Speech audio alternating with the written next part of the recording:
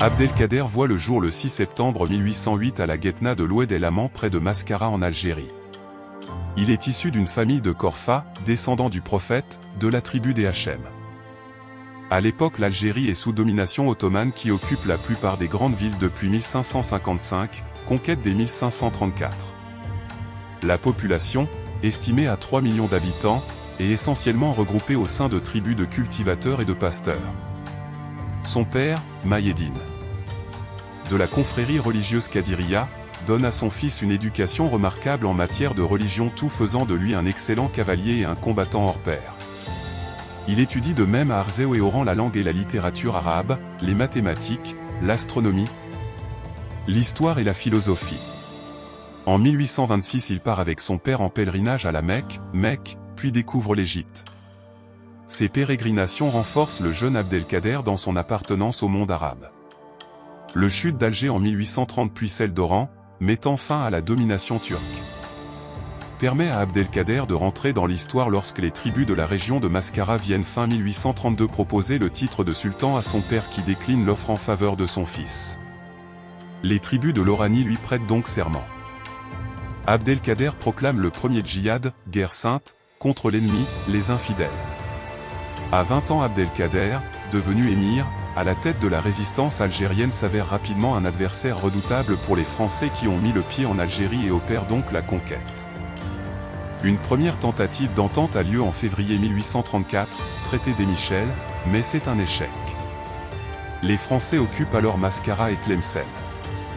Si Abdelkader remporte une victoire en juin 1835 à Makta, il subit le revers à la Sikak un an plus tard, juillet 1836. En mai 1837, le traité de la Tafna, négocié par Bugeaud, lui reconnaît le contrôle de l'ouest et du centre de l'Algérie. Mais c'est une paix bien fragile. Si d'un côté Abdelkader supporte mal l'état de vassalité auquel il est réduit, les Français, en la personne du gouverneur, le maréchal Vallée, interprètent à leur manière le traité et s'autorisent à traverser les territoires dirigés par l'émir qui reprend alors les combats. La reprise des combats. En 1840, Bugeaud est nommé gouverneur général de l'Algérie. Sous son impulsion, les effectifs de l'armée augmentent considérablement, passant de 60 000 en 1840 à 107 000 en 1847. La guerre est sans merci, campagnes ininterrompues, marches forcées, postes fortifiés sont multipliés. Les troupes de l'émir doivent être traquées. À partir de 1841, des colonnes parties de Mostaganem, de Médéa et d'Oran enlèvent les principaux centres détenus par Abdelkader comme sa capitale Mascara ou les districts de Saïda et Tlemcen. Abdelkader conserve la mainmise sur les hauts plateaux. En mai 1843, c'est la célèbre prise de la Smala d'Abdelkader, sa suite. Sa ville volante, par les troupes dirigées par le duc d'Aumale, l'un des fils de Louis-Philippe. Abdelkader parvient à s'enfuir et gagne le Maroc pour continuer son combat. Mais la défaite infligée par Bugeaud aux troupes du sultan Moulay Abderrahman à la bataille d'Isli près de la frontière marocaine rend sa retraite peu sûre. Il réussit pourtant de l'automne 1845 au printemps 1846, une série de raids en territoire algérien qui le mènent aux portes d'Alger. Le souverain marocain, inquiet de la popularité d'Abdelkader parmi ses sujets et cédant aux menaces de la diplomatie française, lance ses troupes contre lui. Abdelkader choisit de se rendre aux Français. 1847 la reddition. Contraint de cesser la lutte contre les troupes françaises, Abdelkader rendit les armes en décembre 1847. Lui et ses compagnons connaissent alors, contrairement à la promesse faite par le général La Mauricière, celle de l'exil à Saint-Jean d'Acre ou Alexandrie, 4 années d'emprisonnement qui les menèrent de Toulon au château d'Amboise. 4 années de pérégrination forcée par la conjoncture politique en France qui vit coup sur coup la chute de la monarchie de Juillet, l'avènement de la Seconde République et le coup d'État de 1851.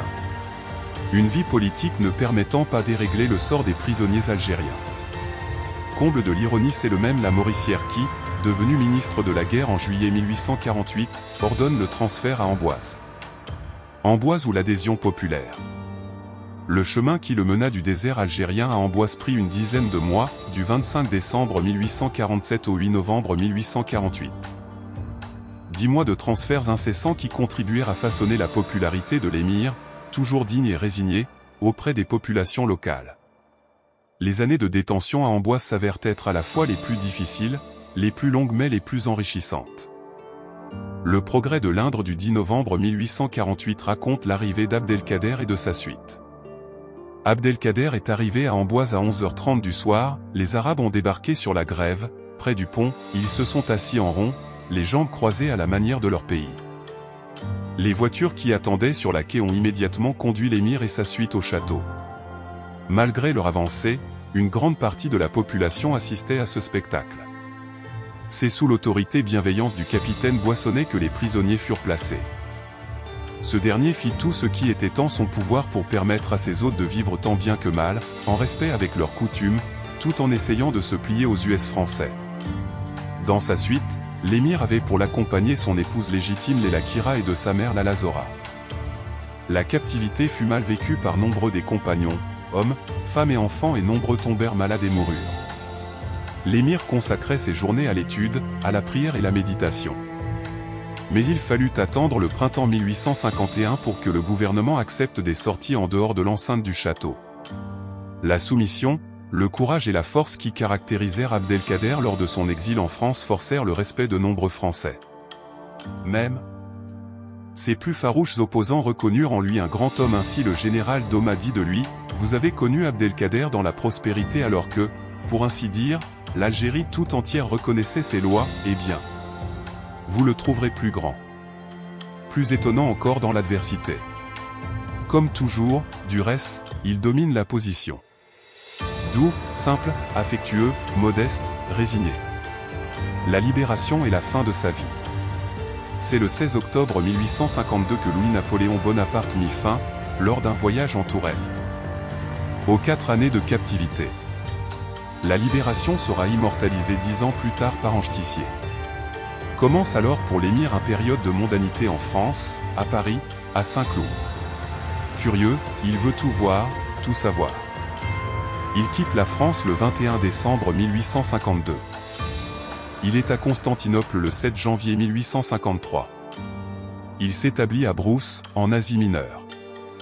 Il revient en France en 1855, Napoléon III l'autorise alors à s'installer à Damas en Syrie et bénéficie d'une pension du gouvernement. Il voue sa vie à l'écriture et la méditation tout en entretenant une vaste correspondance avec l'étranger. Le massacre des chrétiens de Syrie en juillet 1860 le replace au devant de la scène. Il sauve en effet, à la tête d'une troupe de guerriers algériens, des milliers de personnes qu'il arrache aux émeutiers et place sous sa protection. Il revient encore en France en 1865 et est présent en 1869 lors de l'inauguration du canal de Suez. Après 1867, l'émir reste un témoin silencieux de la chute de l'Empire. Il meurt le 26 mai 1883, dans sa ferme du Doumar en Syrie. Il est enterré alors à Damas. Depuis 1964, ses cendres reposent à Alger.